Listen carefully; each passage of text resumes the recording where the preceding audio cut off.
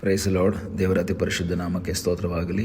ಮತ್ತೊಂದು ದಿನವನ್ನು ಕಾಣುವಂತೆ ದೇವರು ನಮಗೆ ಸಹಾಯ ಮಾಡೋದಕ್ಕಾಗಿ ಸ್ತೋತ್ರ. ಆತನು ಮಾಡಿದ ಎಲ್ಲ ಉಪಕಾರಗಳಿಗಾಗಿ, ಎಲ್ಲ ಆಶೀರ್ವಾದಗಳಿಗಾಗಿ ದೇವರಿಗೆ ಸ್ತೋತ್ರವನ್ನು, ಮಹಿಮೆಯನ್ನು ಸಲ್ಲಿಸ್ತೇನೆ. ಇಂದಿನ ವೇದ ಅಧ್ಯಯನಕ್ಕಾಗಿ ಒಂದು ವಾಕ್ಯವನ್ನು ಓದಿಕೊಳ್ಳೋಣ. ಯೆರೆಮೀಯ ಪ್ರವಾದನೆ ಗ್ರಂಥ 32ನೇ ಅಧ್ಯಾಯ 27ನೇ ವಾಕ್ಯ. ಇಗೋ, ನಾನು ಯೆಹೋವನು, ನರ ಪ್ರಾಣಿಗೆಲ್ಲ ದೇವರು, ನನಗೆ ಅಸಾಧ್ಯವಾದದುಂಟೋ. ದೇವರ ಶಕ್ತಿ, ದೇವರ ಒಂದು ಸಾನ್ನಿಧ್ಯವನ್ನು ನಾವು ಅನುಭವಿಸುವಾಗ ನಮಗೆ ಗೊತ್ತಾಗ್ತದೆ ದೇವರು ಅದ್ಭುತಗಳನ್ನು ಮಾಡುವುದಕ್ಕೆ ಶಕ್ತನಾಗಿದ್ದಾನೆ. ಇದೇ ಮಾತನ್ನು ದೇವರು ಅಬ್ರಹಾಮನಿಗೆ ಹೇಳುವುದನ್ನು ನಾವು ನೋಡ್ಬೋದು. ಅಬ್ರಹಾಮನಿಗೆ ದೇವರು ಒಬ್ಬ ಮಗನನ್ನು ಕೊಡ್ತೀನಿ ಎಂಬುದಾಗಿ ವಾಗ್ದಾನ ಮಾಡಿದರು.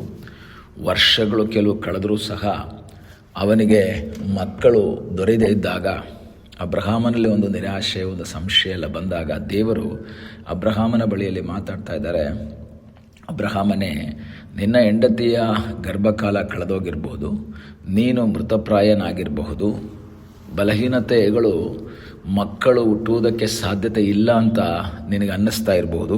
ಆದರೆ ನಾನು ಹೇಳ್ತಾ ಇದ್ದೀನಿ, ನನಗೆ ಅಸಾಧ್ಯವಾದದ್ದುಂಟು. ಆದಿಕಾಂಡ 18:14 ಆ ವಾಕ್ಯವನ್ನು ಓದ್ತೀವಿ. ನನಗೆ ಅಸಾಧ್ಯವಾದದ್ದು ಉಂಟು. ಈ ಬೆಳಗಿನ ಸಮಯದಲ್ಲಿ ದೇವರ ವಾಕ್ಯವನ್ನು ಕೇಳುವಂತಹ ದೇವರ ಮಕ್ಕಳೇ, ನಿಮ್ಮ ಜೀವಿತದಲ್ಲಿ ದೇವರು ನಮ್ಮ ಸಂಗಡ ಮಾತಾಡ್ತಾ ಇದ್ದಾನೆ.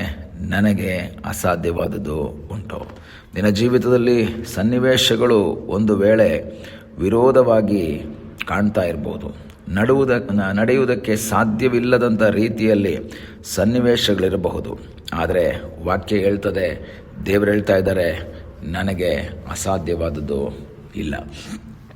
ಏಕೆಂದರೆ ಅಬ್ರಹಾಮನ ಜೀವಿತವನ್ನೇ ನಾವು ಮುಂದೆ ಗಮನಿಸುವಾಗ ತನ್ನ 100ನೇ ವಯಸ್ಸಿನಲ್ಲಿ ಅವನಿಗೆ ಮಕ್ಕಳನ್ನು ಅಥವಾ ಮಗನನ್ನು ಕೊಟ್ಟಂತಹ ಒಬ್ಬ ದೇವರು ನಿಮ್ಮ ಜೀವಿತದಲ್ಲೂ ಸಹ ಅದ್ಭುತವನ್ನು ಮಾಡುವುದಕ್ಕೆ ಶಕ್ತನಾಗಿದ್ದಾನೆ. ನಂಬಿಕೆಯಿಂದ ದೇವರ ಮುಖವನ್ನು ನೋಡಬೇಕು, ನಂಬಿಕೆಯಿಂದ ದೇವರ ಸನ್ನಿಧಾನದಲ್ಲಿ ಪ್ರಾರ್ಥಿಸಬೇಕು. ದೇವರೇ, ನೀನು ಅದ್ಭುತ ಮಾಡುವುದಕ್ಕೆ ಶಕ್ತನು ಎಂಬುದಾಗಿ ನಾನು ನಂಬಿದ್ದೇನೆ. ನೀನು ಅಸಾಧ್ಯಗಳನ್ನು ಸಾಧ್ಯ ಮಾಡುವಂತಹ ಒಬ್ಬ ದೇವರಾಗಿದ್ದೀಯಾ. ಈ ದಿವಸಗಳಲ್ಲಿ ಒಂದು ವೇಳೆ ನಿನ್ನ ಜೀವಿತದಲ್ಲಿ ಸಾಧ್ಯತೆಗಳು ಇಲ್ಲದಂತಹ ಸನ್ನಿವೇಶಗಳು ಕಾಣ್ತಾ ಇರ್ಬೋದು, ನಡೆಯುತ್ತೋ ಇಲ್ವೋ ಅನ್ನೋಂಥ ಯೋಚನೆಗಳು ನಿನ್ನ ಜೀವಿತದಲ್ಲಿರಬಹುದು. ಆದರೆ ವಾಕ್ಯ ಹೇಳ್ತದೆ, ದೇವರು ಕೇಳ್ತಾ ಇದ್ದಾರೆ, ನರಪ್ರಾಣಿಗೆಲ್ಲ ನಾನೇ ದೇವರು, ನನಗೆ ಅಸಾಧ್ಯವಾದದ್ದು ಉಂಟು. ಮನುಷ್ಯನಿಗೆ ಈ ಮಾತನ್ನು ಹೇಳುವುದಕ್ಕೆ ಸಾಧ್ಯವಿಲ್ಲ. ಕೆಲವರು ಹೇಳ್ತಾರೆ, ನನಗೆ ಯಾವುದು ಅಸಾಧ್ಯ ಅಲ್ಲ, ನಾನೆಲ್ಲ ಮಾಡ್ತೀನಿ, ನನಗೆಲ್ಲ ಸಾಧ್ಯ ಅಂತ ಹೇಳ್ತಾರೆ. ಆದರೆ ದೇವರ ವಾಕ್ಯದಲ್ಲಿ ಓದಬೇಕಾದ್ರೆ ಗೊತ್ತಾಗುತ್ತೆ, ಮನುಷ್ಯನು ಬರೀ ಉಸಿರಾಗಿದ್ದಾನೆ. ಮನುಷ್ಯನಿಂದ ಎಲ್ಲವನ್ನ ಮಾಡುವುದಕ್ಕೆ ಸಾಧ್ಯವಿಲ್ಲ. ಕೆಲವು ವಿಷಯಗಳಲ್ಲಿ, ಕೆಲವು ಏರಿಯಾಗಳಲ್ಲಿ ನಾವು ಸ್ಟ್ರಾಂಗ್ ಇರ್ಬೋದು, ನಮಗೆ ಅಸಾಧ್ಯ ಅಲ್ಲದೆ ಇರಬಹುದು, ನಾವು ಸಾಧ್ಯ ಮಾಡಿರಬಹುದು. ಆದರೆ ಎಲ್ಲರಿಗೂ ಎಲ್ಲ ಕಾರ್ಯಗಳನ್ನು ಮಾಡುವುದಕ್ಕೆ ಸಾಧ್ಯವಿಲ್ಲ. ದೇವರ ಮುಂದೆ ಅಸಾಧ್ಯಗಳು ಸಾಧ್ಯವಾಗಿ ಮಾರ್ಪಡ್ತದೆ. ಇಸ್ರಾಯೇಲ್ ಮಕ್ಕಳು ಕೆಂಪು ಸಮುದ್ರದ ಮುಂದೆ ಬಂದಾಗ ಅವರ ಮುಂದೆ ದೊಡ್ಡ ಅಸಾಧ್ಯವಾದಂತಹ ಒಂದು ಸಮುದ್ರ ನಿಂತಿದೆ. ಆದರೆ ದೇವರು ತನ್ನ ಅದ್ಭುತದ ಮೂಲಕ ಆ ಸಮುದ್ರವನ್ನು ಇಬ್ಬಾಗ ಮಾಡಿದರು. ಮುಂದೆ ಬಂದಾಗ ಆ ಲಕ್ಷಗಟ್ಟಲೆ ಜನರಿಗೆ ಆಹಾರ ಕೊಡುವುದು ಮೋಶೆಯಿಂದ ಅಸಾಧ್ಯವಾಯಿತು. ದೇವರು ಆಕಾಶದಿಂದ ಮನ್ನವನ್ನು ಕೊಟ್ಟರು. ಮೋಶೆ ಹೇಳ್ತಾನೆ, ಸ್ವಾಮಿ, ಇಷ್ಟು ಜನರಿಗೆ ಮಾಂಸ ನಾನು ಎಲ್ಲಿಂದ ಕೊಡಲಿ, ಅಸಾಧ್ಯ. ಆದರೆ ದೇವರು ಹೇಳ್ತಾ ಇದ್ದಾರೆ, ನೀನು ಯೋಚನೆ ಮಾಡಬೇಡ, ನೀನು ಪ್ರಾರ್ಥನೆ ಮಾಡು, ಒಂದು ಕ್ಷಣದಲ್ಲಿ ನಾನು ಅದ್ಭುತವನ್ನು ಮಾಡ್ತೀನಿ. ಈ ಹಗಲ ಸಮಯದಲ್ಲಿ ನಿಮ್ಮ ಜೀವಿತದಲ್ಲಿ ಅಸಾಧ್ಯಗಳನ್ನು ಸಾಧ್ಯ ಮಾಡುವಂಥ ಒಬ್ಬ ದೇವರಿದ್ದಾನೆ. ಅದ್ಭುತವನ್ನು ಮಾಡುವ ಸರ್ವಶಕ್ತನಾದ ಒಬ್ಬ ದೇವರಿದ್ದಾನೆ. ಆ ದೇವರ ಮುಖವನ್ನು ನೋಡೋಣ, ಆ ದೇವರಲ್ಲಿ ಆಶ್ರಯಿಸೋಣ. ಕರ್ತನೆ, ನೀನು ಅಸಾಧ್ಯಗಳನ್ನು ಸಾಧ್ಯ ಮಾಡುವಂತಹ ದೇವರು. ನಿನ್ನ ಜೀವಿತದಲ್ಲಿ ಎರಿಕೋ ಗೋಡೆಗೆ ಸಮವಾದಂತಹ ಆ ಸಮಸ್ಯೆಗಳಿರಬಹುದು, ಇಕ್ಕಟ್ಟುಗಳಿರಬಹುದು. ನಿರಾಶೆ ಪಡಬೇಡ.